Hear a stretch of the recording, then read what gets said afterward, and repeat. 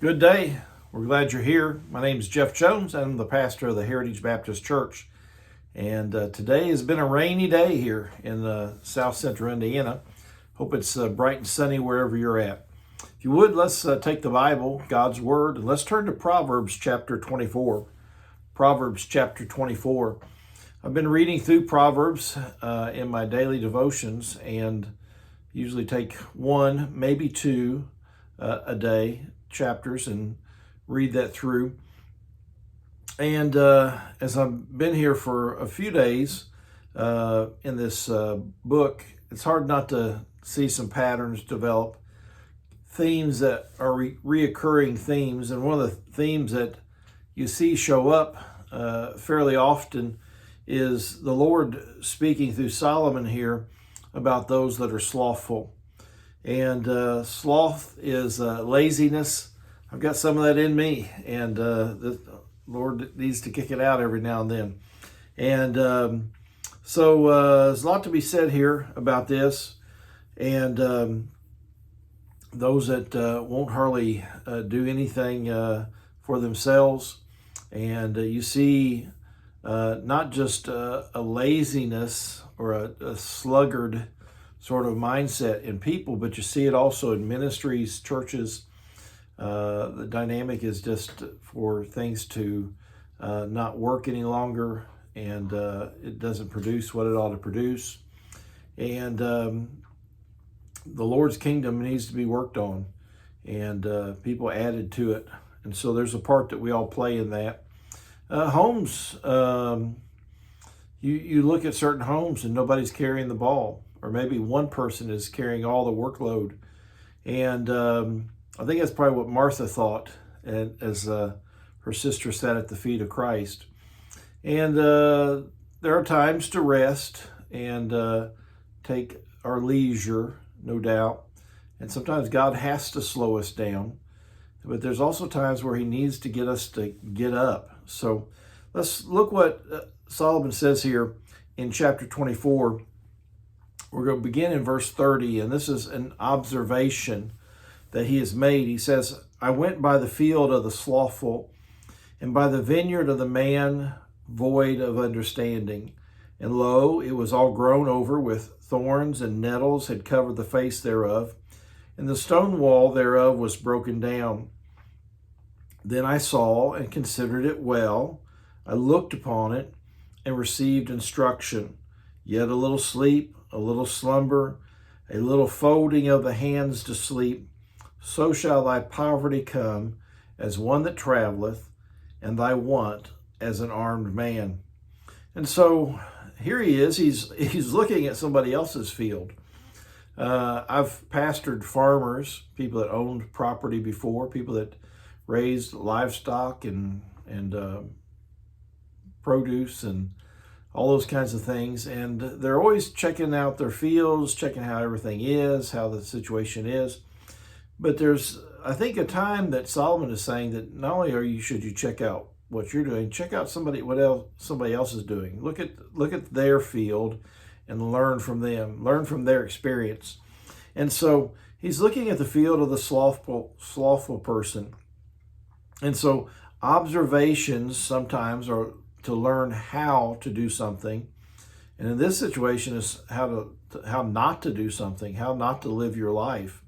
And so slothful is mentioned in Proverbs, I don't know, I should have wrote it down probably 8 or 10 times in the book. One of the places it says that he doesn't roast his own food. And the other person, the opposite side of that, maybe the prudent, he treats what he has as precious. And so the slothful person, he's a waster. He doesn't value what he has. He lets it rot. He lets it go to waste. He doesn't use it.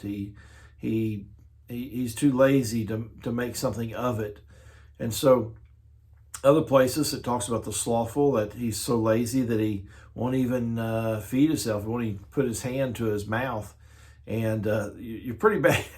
You're pretty bad when you won't even feed yourself. Sometimes children are that way, and they got to learn to do it themselves. Any limb that you have that you don't use, if you were to duct tape one of your arms to your body and didn't use it for a week, it would be terribly, terribly weak, and it would atrophy. And so there is a atrophy that takes place physically, but there's also atrophy that takes place spiritually. And so that we ought not to be slothful in our business of this world, the work that we should do around our homes and yards and cars and anything that we possess. That we ought to value it as a steward. It's not ours. God has given it to us for safekeeping. But there ought to also be, we need to knock off the rust of our spiritual sloth. There's a work to do inside of every one of us. Proverbs 22, I wrote some things down when I went through that chapter, and the Lord shows us the rich and poor in that chapter. A few different places that he talks about the rich and the poor, and I think it's verse number 2 that it says that the Lord is the maker of them both, the rich and the poor. And so God doesn't somehow value the rich over the poor or the poor over the rich. He's made them both in the sense that he is the creator of them. And so there are times, I think, that somebody can be very diligent, a very hard worker, and still not possess what the rich have. He may be poor due to some kind of something beyond his own doing. And so maybe just the climate of the country that he lives in. And so, but rather, if you're rich or you're poor, you ought to be diligent and not slothful. So God talks about how in chapter 22, about how the poor shouldn't be robbed, how the poor should not be oppressed, although the poor are oftentimes ruled by the rich. The borrower is servant to the lender. It talks about it in that chapter. But it also says this, that you're not to spoil in the sense of take or rob from the poor, because the Lord will spoil you. It means that the Lord is watching over the poor. And I said all this to say this, that there's no sin in not being rich. There's no sin in that. There's no sin in being rich. The sin is in not being diligent. The sin is in being slothful. And it's at least being lazy is foolish. There is a physical laziness that he mentions. He says, I went by the field of the slothful and by the vineyard of the man void of understanding. He's too lazy to get out. I think it's in two different passages in Proverbs where it talks about the slothful, says that there is a lion in the street. He creates some imagined situation so that he doesn't have to go to work. And I think it could be the same sense that he could create any kind of weather condition. It's too windy, it's too hot, it's too wet, it's too dry, it's going to storm, it just stormed. All these things that would create a situation. There's a lion in the street. It's dangerous to get outside. I better just stay inside again another day. I can't do this, I can't do that. And so there is a physical laziness. He won't get off the couch. We've got a word for that, couch potato. People binge watch whole series of things in one day. And they don't say, I could watch another episode. They say, I could watch another season. And so people it's too much, physically lazy. But I think there's also here connection made. He says, I went by the field of the slothful and by the vineyard of the man void of understanding. I think the Lord connects those like links in the chain. He said, not only are you physically lazy, but you're mentally lazy. You're void of understanding. You're lazy and unlearned. You're not thinking properly. In fact, it goes back to Proverbs 6. And some of this is, we've already seen a couple of these verses already in our passage today in chapter 24.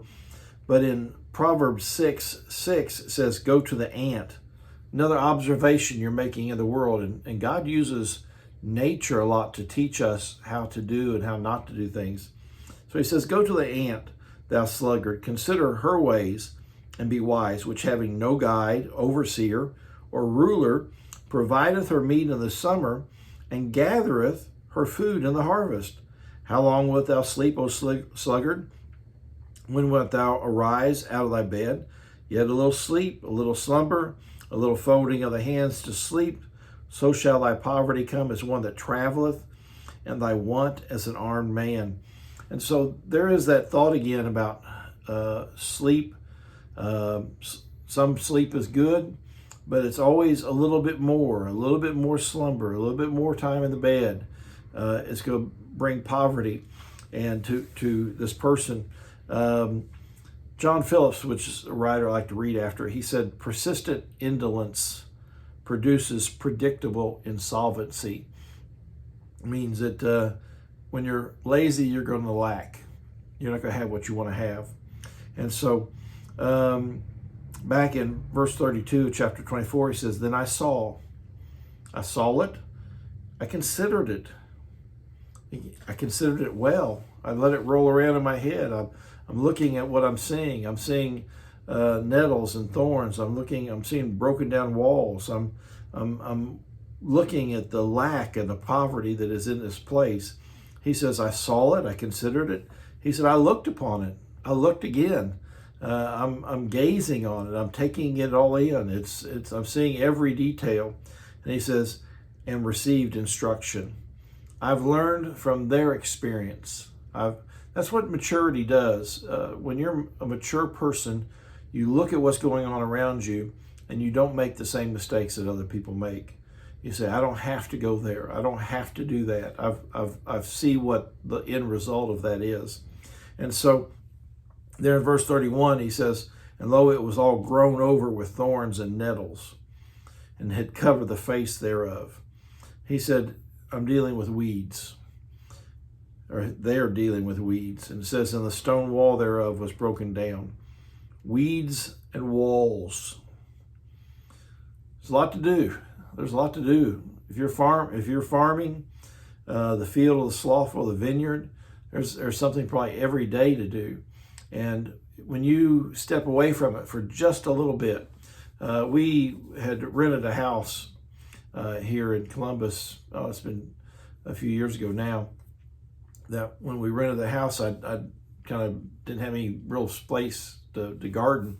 And so somebody in our church also did a community garden that got us involved with that. And it was just enough distance away from the house that it was just a little bit of a burden. We didn't drive by there. And so I was always on the edge of things getting out of control just because it's out of the way. And took a week away, went somewhere, came back, and man, things had got, just in that week, things had got out of control and didn't have everything, the harvest I should have had because the weeds took over. And so it doesn't take long for the nettles and the thorns to get ahead of you. And you may be in a place now where that you're saying, I've got some things in my life that have got out of control. You just got to begin. You got to begin to work at it. And, if you were diligent about it, someone may help you.